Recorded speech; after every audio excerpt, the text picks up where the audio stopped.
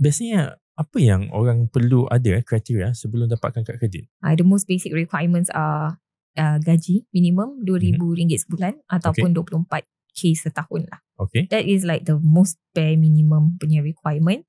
In which kadang-kadang orang salah faham. Dia rasa senang je apply credit card ni, gaji kan RM2,000 je.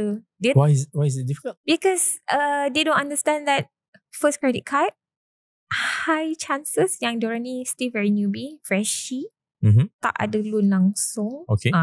Orang kita senang layman term ni kita panggil secret kosong lah. Blank secret. Right.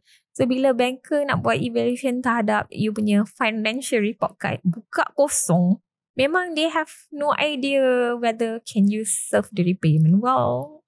You ni jenis bayi lompong-lompong ke. They can't catch your habit. Selalunya orang macam ni akan gagal lah. But yet again, kalau you tak cuba, you tak tahu kan. Tapi this RM2,000 pun is bank negara punya requirement. Banks pun ada dia punya requirement. When a bank set the requirement, dia kena follow, dia faham RM2,000 is the bare minimum. Bare minimum. Yes. Tetapi to the banks pula, because we have multiple card products. Right. So untuk yang the higher end, yang macam affluent customers, then we set the bar higher lah. So that's why in the end of the day, the user sendiri kena sedar diri lah.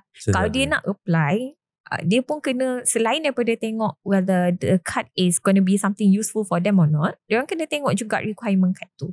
Maknanya kalau credit card yang level infinite ataupun world elite yang minta gaji RM15,000, RM10,000 sebulan, then I have them.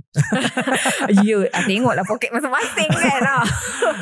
That's why kata kena sedar diri kan.